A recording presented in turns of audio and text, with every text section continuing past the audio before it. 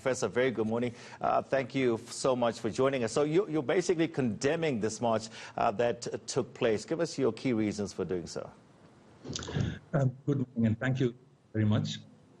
I think words matter. If one leaves unchecked words like those that are really galvanizing this campaign, it would create the impression that this is the dominant discourse in South Africa. So for us, it was important to, if you like, push back and make that point that that campaign essentially is based on a series of generalizations which essentially then give rise to a stigmatization of particularly Nigerians and Zimbabweans in South Africa. Prof, are foreigners being used as scapegoats for some of our ills?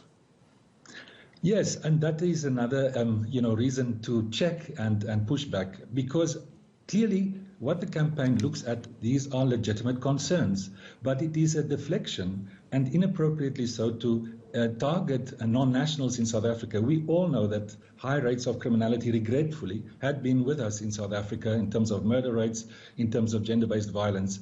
And perhaps after COVID, the economic stagnation creates greater unease. And there's a quest to look for blame, scapegoats, and what is easier than othering parts of our community and put the blame on them. And that's inappropriate and unproductive, we say. Now, government would have us look at this and say these are spontaneous reactions, it's very sporadic sort of reactions to foreign nationals in South Africa. But a deeper look sees quite a lot of organization behind all of this.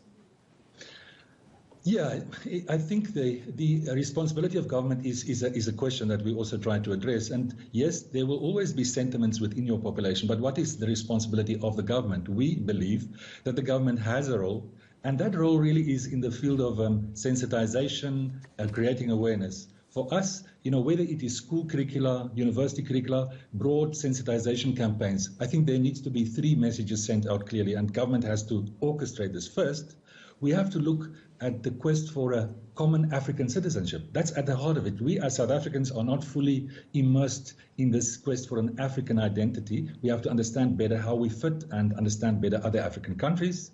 Secondly, I think we have to understand also how our own history is a history of South Africans migrating, the liberation struggle being supported in great measure by solidarity among African states. And thirdly, just the issue of migration, the value and assets that come from migration, understanding why this happens and the complexity, the levels of migration, that it's very different to look at someone who is, for example, someone with a critical skills permit, who has permanent residency in South Africa. There's a refugee that is already allowed to work and stay in South Africa for particular reasons. And those are very different from, let's say, asylum seekers who are not yet through the system. So generalizing obscures all these complexities. We've seen an increase with online propaganda against foreign nationals, foreigners in general, here in South Africa as well. Do you think a lot of this, uptick in this type of propaganda is because of the ills of the present moment with COVID-19, a lot of people losing their jobs? You think maybe that's why we're seeing a lot of this now? Yeah, I think that's a good suggestion or submission. Why does it happen now? I think there are these reasons, but I think the important part is how to get more information in the public domain that show people, but our views, perhaps our sentiment, is not really based on objective facts. Just looking at, for example, the number of refugees granted asylum status in a particular year. I just looked at the statistics. It's never more than 90,000 people. Looking at our population now, that's estimated at some 60 million.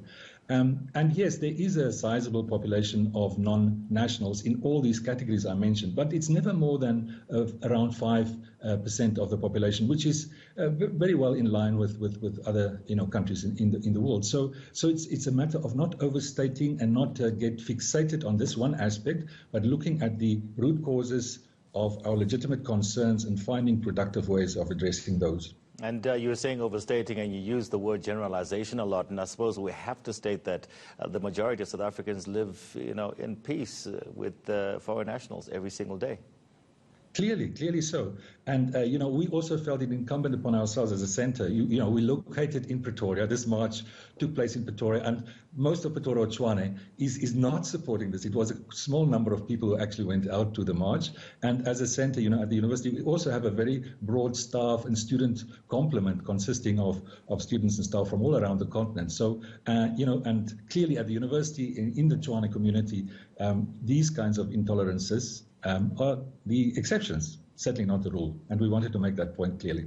Fantastic. Thank you so much for joining us this morning, Professor, Director, Center for Human Rights, the Faculty of Law, University of Pretoria, Professor Frans Viljoen, talking to us about that particular march and general sentiment towards foreigners in this country.